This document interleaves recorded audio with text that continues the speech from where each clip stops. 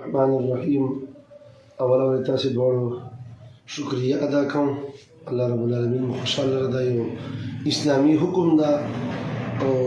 اولي عوامو خبرول آواز ورته رسول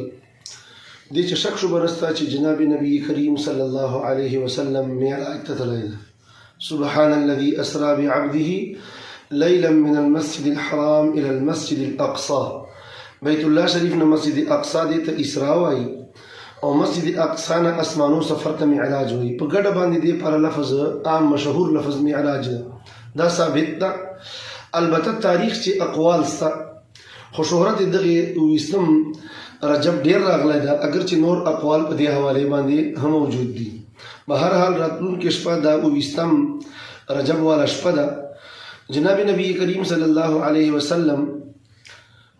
د خپل دعوت او تبلیغ او د دین اشاعت چې ډیر ستړی سو، خصوصا طائف خلکو ته چې کله لاړ او جناب نبی کریم صلی الله علیه وسلم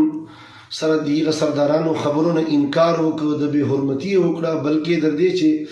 بچیان نوجوانان یې پسې کړه، په کاڼو یې وویسته. جناب نبی کریم صلی الله علیه وسلم ته په دې ډیر دکه تکلیف ورسېده چې د الله لوی نبی او د دوی خیرخواهي ته ورغلی د ادو خفق. الله رب العالمین آسمانو ته وباله چې دا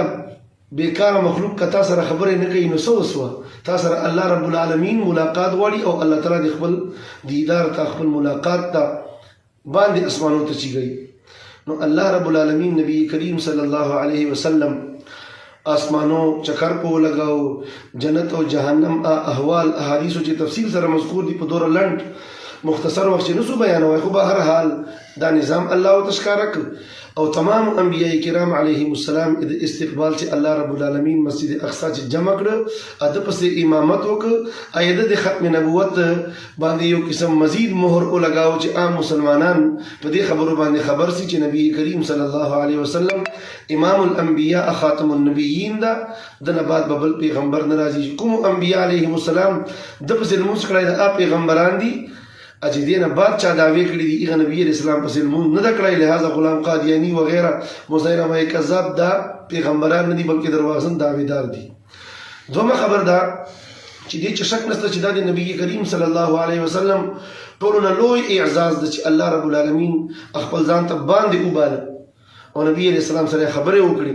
خو به هر حال په دې حواله باندې نبی کریم صلی الله علیه وسلم چې موږ ته کومې خبرې شولې دي احوال بیان کړي دي،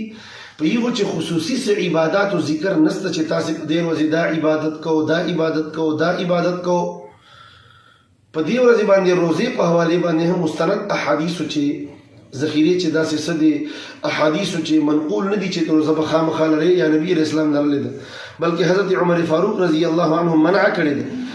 دې ته علما ترجیح ورکوي چې که څوک روزه ولري خدا باندې غني چې نبی کریم صلی الله علیه وسلم په دې ورځ روزه لري او روزه لرل سنت دي، دا باندې نیت پنه کوي کدا نه تیو بیا په ګورنګاری دي ځکه چې نبی علیہ السلام په دې ورځ روزه نه لرلې ده، نه تاکید کړی ده.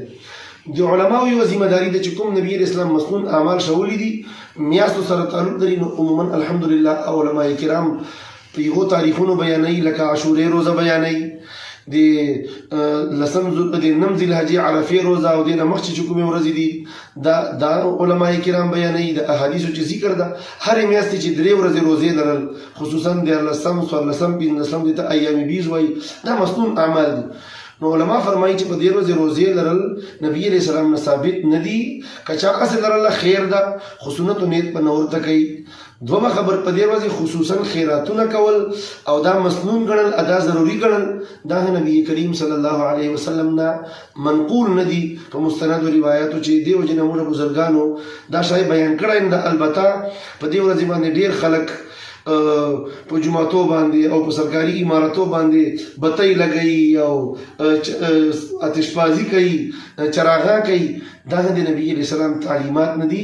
بلکې چراغا به موږ د نبی علیہ السلام چې کوم مسنون اعمال دي سنت دي او خپل زندگی چې راولو، وظیفات چې به راولو، اخلاق چې عبادت چې اعمال چې معاملات چې دا ټول چې د نبی علیہ السلام سنت راولو، په دې نبی علیہ السلام خوشاليږي. څنګه چې طائف والو د نبی علیہ السلام خبر نه واردله خفیاک نن امت چې عام طور باندې د نبی اسلام مبارک احادیث سنتو په حواله دا کمزوري ده علما کرام بیانوي خو عام مسلمان ایغه نه پیلوتهی کوي څنګه نه وای گویا کې عمل نه پکې نو دا داسې د لکه نبی اسلام خبره نه منل نبی علیہ السلام چې اسمانو ته الله خوشالولو لپاره بونځولای وو موږ به د نبی علیہ السلام سنت باندې عمل وکړو نبی علیہ السلام به خوشحال کو اس یو عام حدیث مبارک اخیری چې وایي جناب نبی کریم صلی الله علیه وسلم ارشاد ده من احب سنتي فقد احبني ومن احبني كان معي في الجنه چا چې ما سنتو مینا وکړه ایغه ما مینا وکړه څوک چې ما سره مینا کوي اب ما سره ګډه جنت چی سنتو مینه معنا او مطلب دا ده چې د نبی رسول الله سنت مستد هر چا نه خوشلیشکاری په زندګۍ چې مو یي په ایغه باندې مستاسي عمل کوو